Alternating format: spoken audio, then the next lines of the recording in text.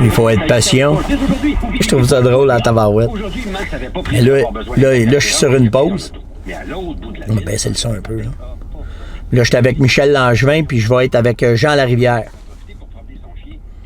J'ai aucune idée de qu'est-ce qu'ils veulent parler. On va voir. C'est complètement improvisé. J'attends une question, puis on y va selon notre feeling. Fait qu'on va voir. C'est Radio 104.7 FM de l'Outaouais avec Michel Langevin.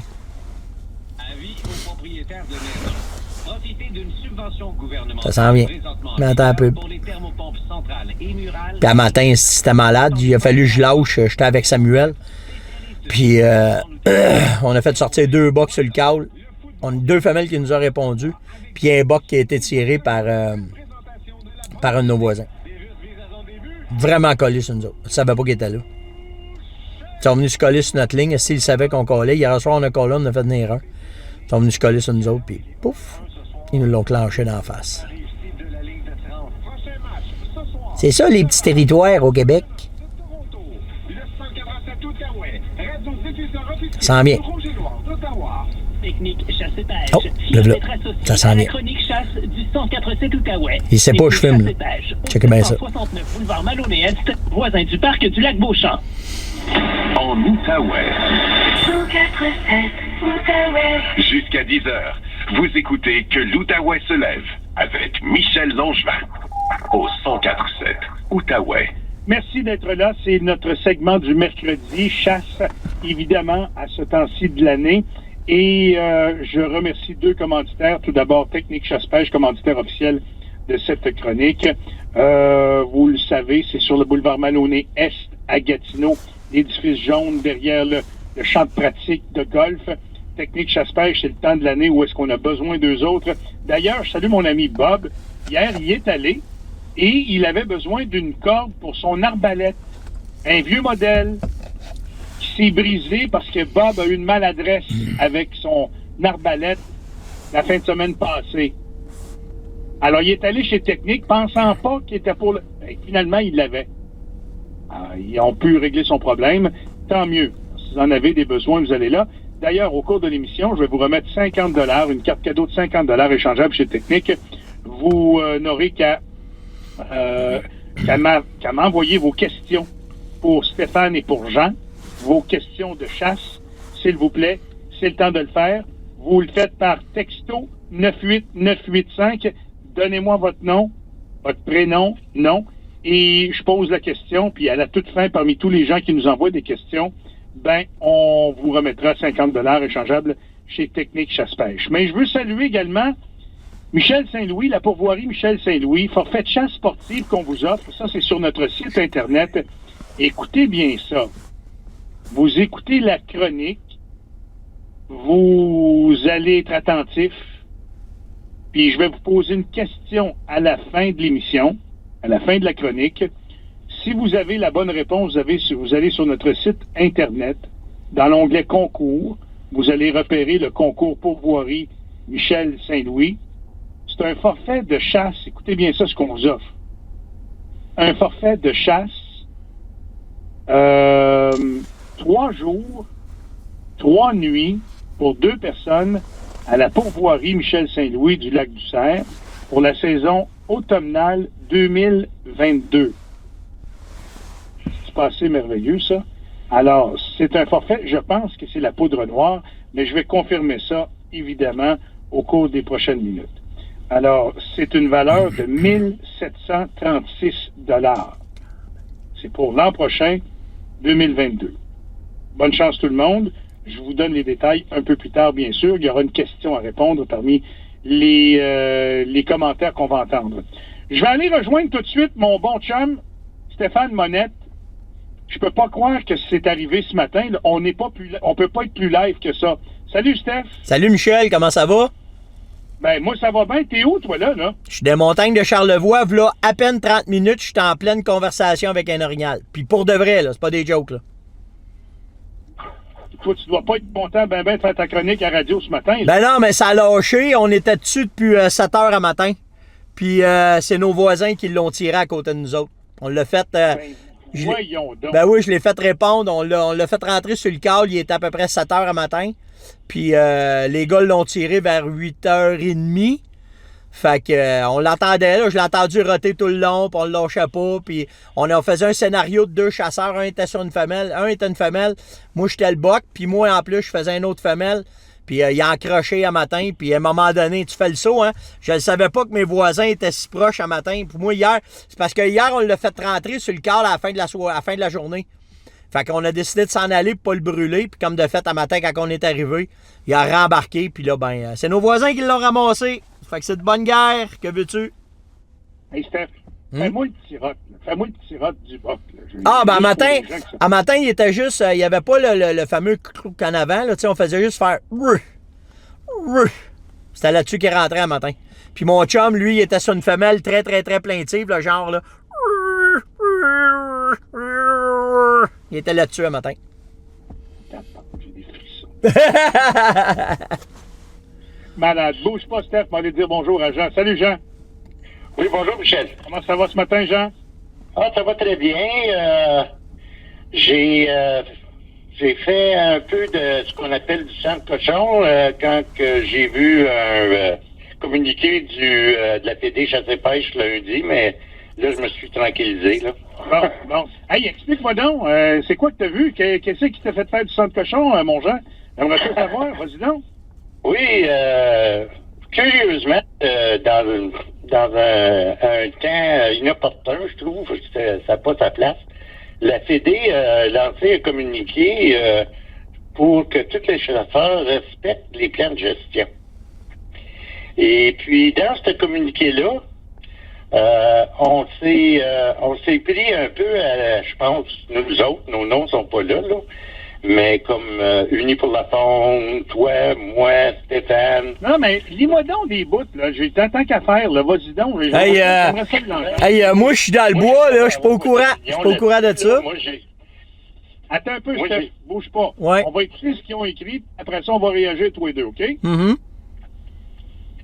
Pour commencer, on dit que c'est important de suivre les plans de gestion.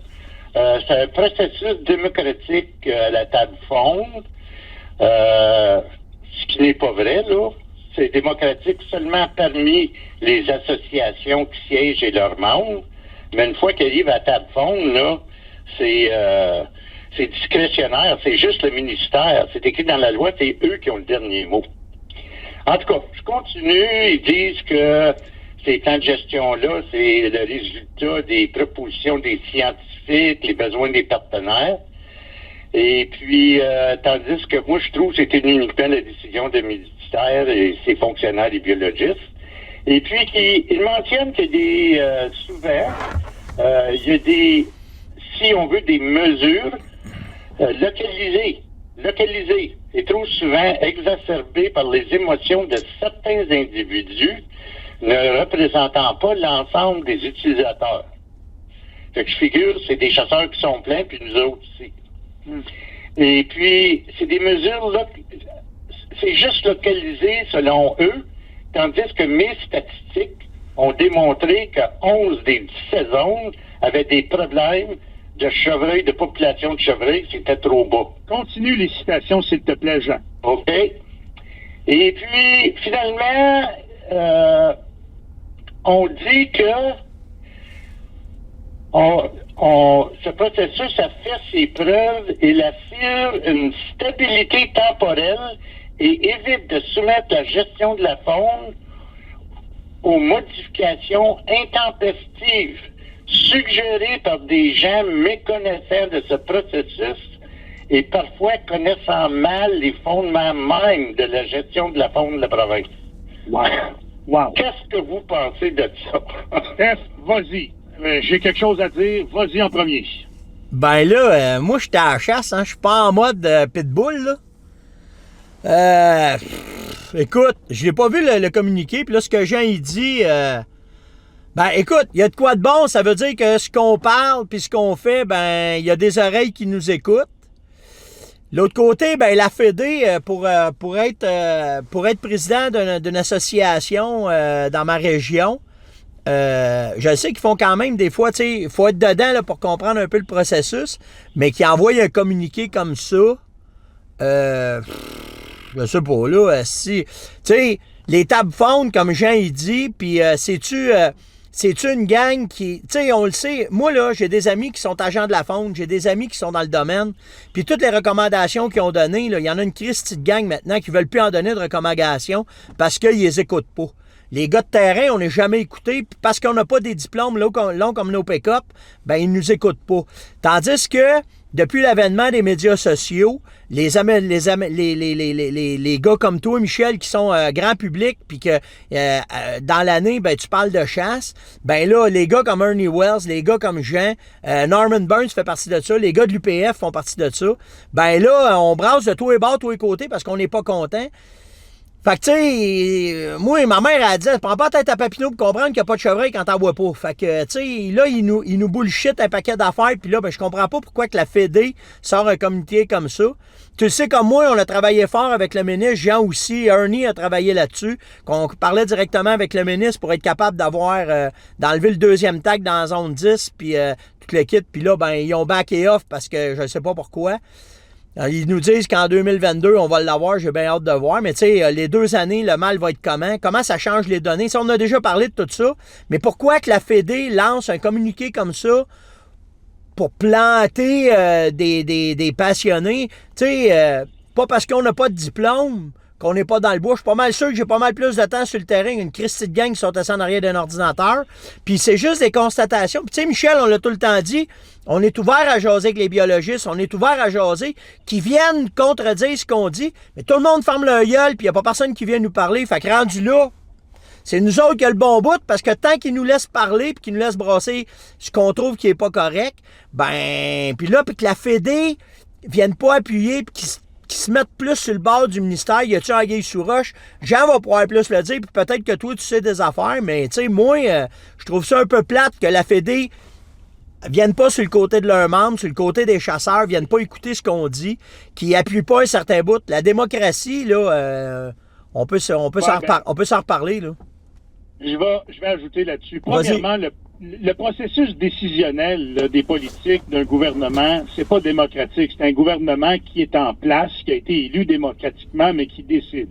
La consultation avec la table là, qu'il y a là, c'est pas on vote sur quelque chose puis le gouvernement l'adopte, c'est pas ça. Exact. C'est des points de vue qui sont apportés pour tenter d'influencer le gouvernement sur certaines politiques. La Fédération de chasse et pêche du Québec vend des cartes à des membres et représente ses membres. Le commentaire qui a été écrit, à mon avis, c'est une attaque et une insulte envers certains individus, mais il n'est pas assez brave pour nommer nos noms, trop hypocrite pour le faire. Il aime mieux, M. Cossette, lucher le derrière du gouvernement, puis continuer à faire à croire que lui, il est à la table puis qu'il est important. C'est ça qui se passe actuellement. Alors moi, je dis à tous les gens qui sont à l'écoute, là, qui sont membres de la Fédération, là, remettez en question beaucoup son leadership à ce monsieur-là, parce que je trouve que ce qu'il a fait là, c'est une ingérence dans des choses dans des points de vue qu'on a le droit d'émettre. Et puis si vous êtes un petit peu gars de bois, comme Stéphane le dit, juste un petit peu, puis que vous allez faire un tour partout. Je parlais pas plus tard que ce matin avec le maire de Gatineau qui me disait, ouais, dans notre coin à Salette, il y en a plus ben de chevreuils. Là, mes cousins me disent ça, qu'il y en a plus trop. Puis nos voisins non plus, il y en a plus trop. Effectivement, il y en a plus trop pour ben du monde, il y en a plus trop de chevreuils. Fait que c'est vrai que c'est localisé, la problématique, puis c'est vrai que le gouvernement nous donne raison, puis qu'il va décentraliser ses politiques pour les faire peut-être plus régionales. Puis ça, c'est une bonne nouvelle, je pense, pour les chasseurs. Oui. Mais ça, c'est pas l'idée d'Alain Cossette. Lui, il n'a pas d'idée. Lui, il veut juste aller manger des crevettes à la même table de faune que les gens bien pensants du ministère, puis il adhère aux politiques, puis il a mieux sniffer qu'est-ce qui sort du ministère que d'être proactif puis d'avancer des choses. Ça, c'est une chose. Alors moi, je suis vraiment déçu de cette sortie-là de sa part, parce que quand on constate dans la région ici qu'est-ce qui s'est passé terrain, puis que le ministre l'a reconnu, Il l'a reconnu, là. Il l'a dit. Moi, c'est vrai qu'on aurait peut-être dû agir autrement, mais c'est déjà un pas dans la bonne direction. Je le félicite d'ailleurs, le ministre. C'est pas une question émotive. C'en est une émotive, mais c'est un fait, c'est une réalité. Les gars, on a déjà brûlé pas mal trop de temps pour la fédération. Moi, personnellement, je suis pas abonné, puis je m'abonnerai pas. Je vous le dis tout de suite, j'ai pas ma carte de membre, et je dirais même qu'aujourd'hui, si j'en avais une, je me retirerais. C'est ce que je vous dis. Je veux arrêter ça là. Je ne veux pas leur porter atteinte pour autant qu'ils continuent donc à dire ce qu'ils veulent. On va faire une pause, puis après ça, j'ai des questions pour vous autres. Il y a bien des gens qui m'écrivent. 98985 par messagerie texto, s'il vous plaît, vos questions. J'ai 50 $ à vous remettre pour ce qui est du forfait, de la carte cadeau de Technique Chasse-Pêche. Et j'aurai aussi la question à la fin de l'émission pour le forfait en chasse pour Voirie Michel Saint-Louis. Restez là. Walmart est l'endroit numéro 1 pour économiser sur les... Ouais. Hein, c'est... Je pensais pas que ça aurait été si long que ça, puis ça aurait été brassant de même. Comment est-ce qu'on doit voir ça? Ben, on va finir l'émission avec Michel, puis ça sera la question du jour. Comment est-ce que vous réagissez au communiqué de la Fédé sur... Vous pouvez aller le chercher, là. Ça doit être assez simple, là. Faites juste taper, aller sur les communiqués de la Fédé, puis au pire, je vais parler à Jean. Jean va me l'envoyer, là. Puis ceux qui veulent lire le communiqué, vous pourrez aller le lire. C'est